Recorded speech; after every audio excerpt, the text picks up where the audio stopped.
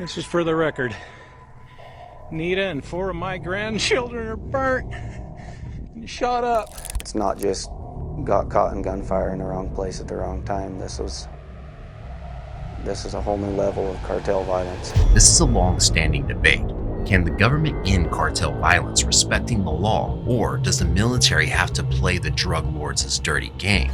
After a video of the Mexican military surfaced on the web in May 2023, it seemed like they embraced the latter option. This didn't come without uproar. Mexico has had a corruption problem for a long time, and it's precisely this that the cartel abuses in order to become as powerful as the military itself. Cartel de Jalisco Nueva Generación, CJNG, is the single criminal organization most responsible for these deaths on both sides of the border. The Jalisco New Generation Cartel took the fight to the next level, shooting down a military helicopter with a rocket-propelled grenade. Some say corruption must stop altogether so that cartels can cease to exist and the horror show can end. Others say you can't beat cartels if you aren't as ruthless and as brutal as them. Let's explore the video that sent shivers down the Sicarios' spines and find the answer for ourselves.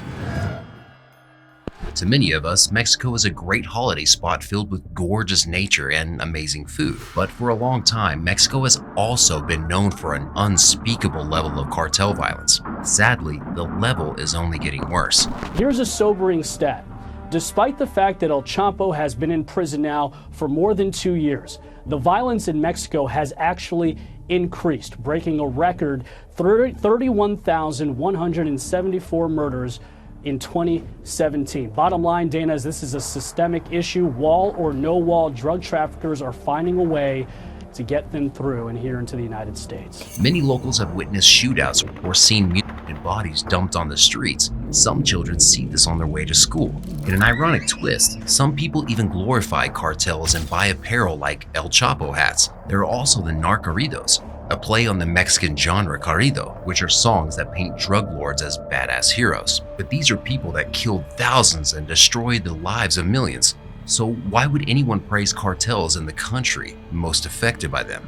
Well, cartel violence in Mexico started very early. In 1971, President Richard Nixon declared war on drugs. America's public enemy number one in the United States is drug abuse. In order to fight and defeat this enemy, it is necessary to wage a new all-out offensive.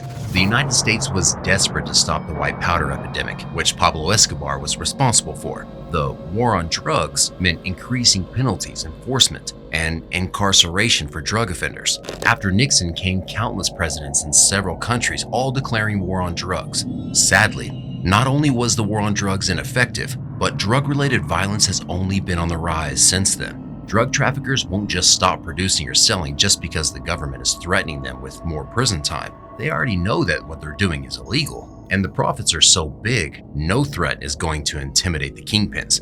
Also, the profits are so big that the government becomes interested in them. Reportedly, the CIA, the FBI, and even the DIA have allowed drugs to come into the US with various justifications: catch the big fish, or stop another type of drug from reaching the country. Sometimes the real goal is kept secret. Other times, corruption is the end goal. In Mexico, several high-ranking politicians are in the cartels' pockets, earning a percentage of everything they make. Mexico's Institutional Revolutionary Party, or the PRI, is notoriously intertwined with the Mexican mafia. The PRI has controlled Mexico's government for 6 decades and has consistently been accused of super high-level corruption linked to drug trafficking and organized crime. The ex-president's brother, Raul Salinas de Gortari, was arrested in 1995 after actively collaborating with the Gulf Cartel for over a decade. He made outrageous sums of money by protecting the cartel, all the while posing as a clean political figure. But back then, violence was at a much lower rate than it is today.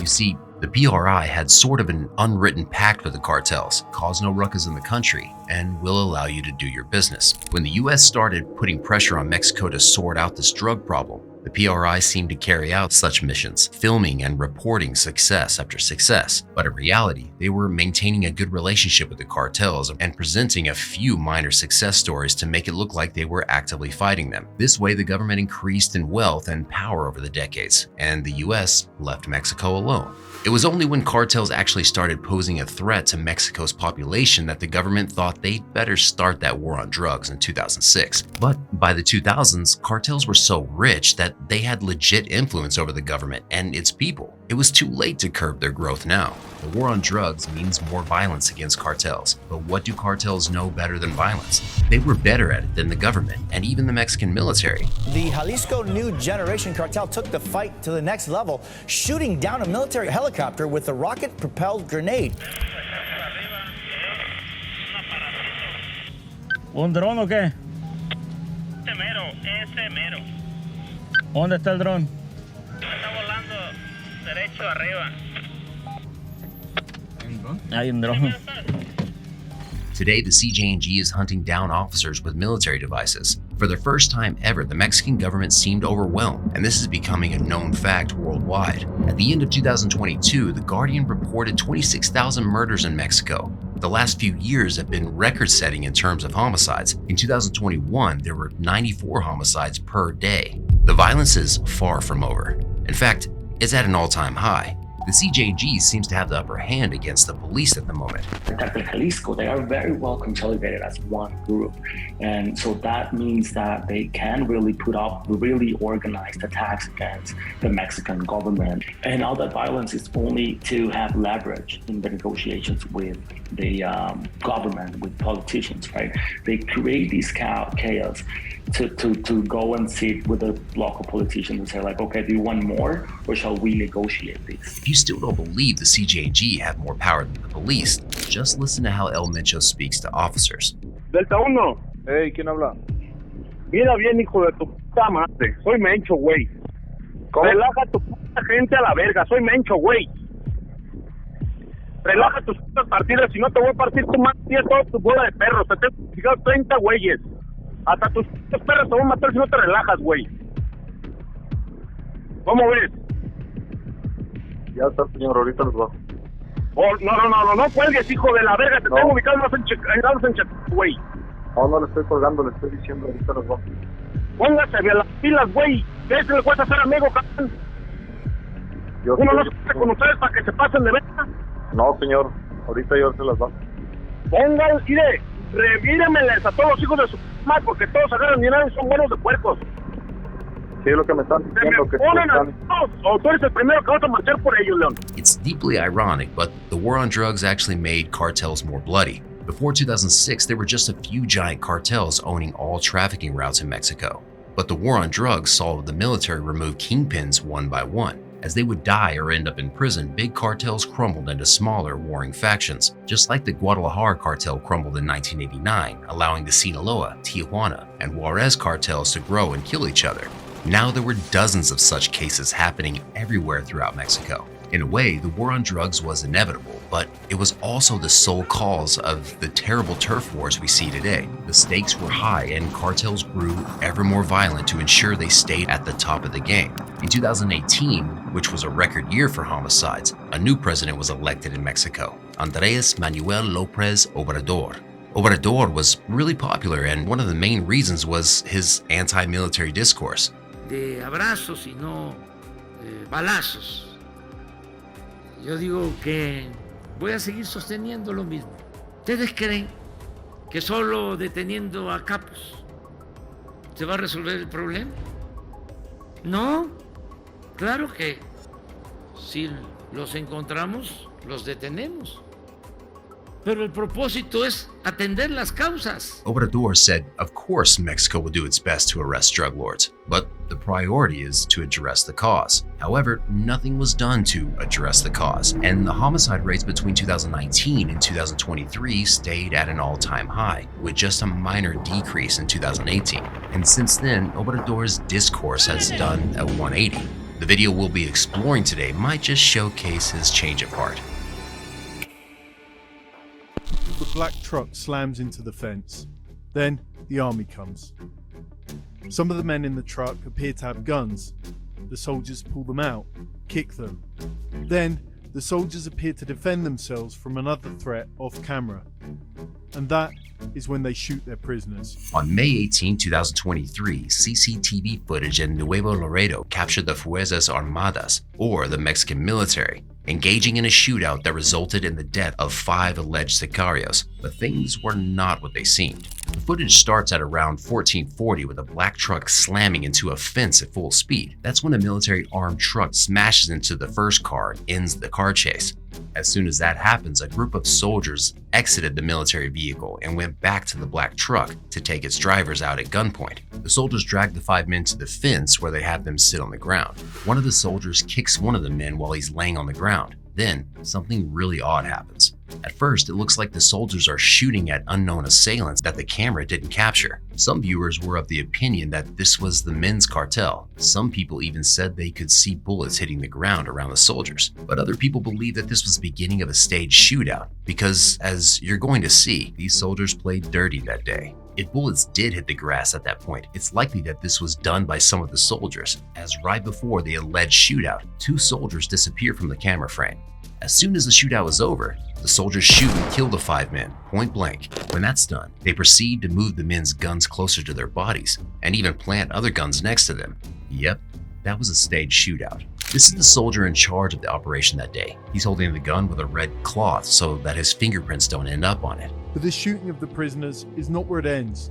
After that, one of the soldiers plants weapons on the fallen men, careful to use what looks to be a red flag to avoid getting his prints on the guns. One soldier even appears to take off the handcuffs they put on a man to make it look like he hadn't been arrested before being shot. Shortly after, another soldier was seen retrieving something like keys from a fellow soldier. Then he unlocks the cuffs on one of the dead men and removes them from his wrists. That way, it will appear like the men hadn't been arrested first. As you might imagine, there is no reason to shoot at a man who is already under arrest and in handcuffs. The soldier had to make it look as though their lives were under threat. After the soldiers left the scene, an ambulance arrived at the scene, and a group of paramedics assessed the situation. 4 men were declared dead at the scene, while another was pronounced dead on arrival at the hospital. The military announced the death of 5 sicarios, or cartel assassins, on the news. Nuevo Laredo, which is a border town right next to Laredo, Texas, has seen its fair share of crime. In fact, it's been a constant cartel war zone for decades, mostly thanks to the Northeast Cartel, or Cartel de Noreste. So the shootout in itself was not a shocking piece of news to the Nuevo Laredo locals. However, the CCTV footage from that day was soon published by Spanish and American broadcasters. That generated a heated debate. On one hand, there was people saying, how could the army employ the same dirty moves as the cartels? Isn't the army supposed to be on the right side of justice? On the other hand, there were people commenting that sicarios are the worst of the worst. They're usually the ones who torture and kill for the cartel. Sometimes they kill civilians, cartel's family members, and officers just for the fun of it. And you can't fight violence without violence. President Obrador was on the side of justice. He said that the soldiers would be punished for killing the 5 men instead of taking them to jail to face a trial. It seems that there were unlawful killings, and that can't be allowed. We're not the same as the past governments.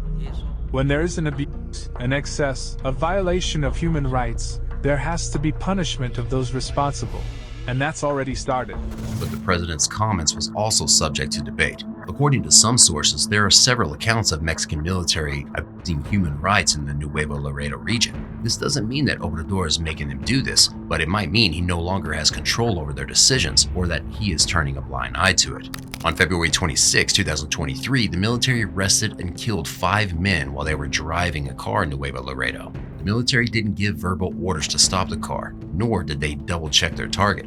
The locals were so angry that they stormed military vehicles and assaulted soldiers. In April, 4 soldiers were convicted of homicide, but in the same spring, the military accidentally killed a young pregnant woman and her friend. The pregnant woman's boyfriend filed a complaint addressed directly to the president. It's one thing that the army is using dirty ways to destroy cartels. It's a whole other thing that it's killing innocent people. On June 7, 2023, the soldiers involved in the staged shootout were arrested. They will face the consequences for their actions. But the question remains, how many more mistakes must the army make before the government takes a proper look at their tactics? And is it right to fight cartels with their own weapons, trickery, corruption, and sheer brutality? In a day where cartel-related homicides are at an all-time high and where cartels have military equipment, drones, and grenades, it's hard to find a clear answer. Hey, thanks for watching. Do you agree with what the soldiers did that day? How can governments stop cartels from causing pain and destruction? Let me know what you think in the comment section. And before you go, make sure to like and subscribe. See you next time.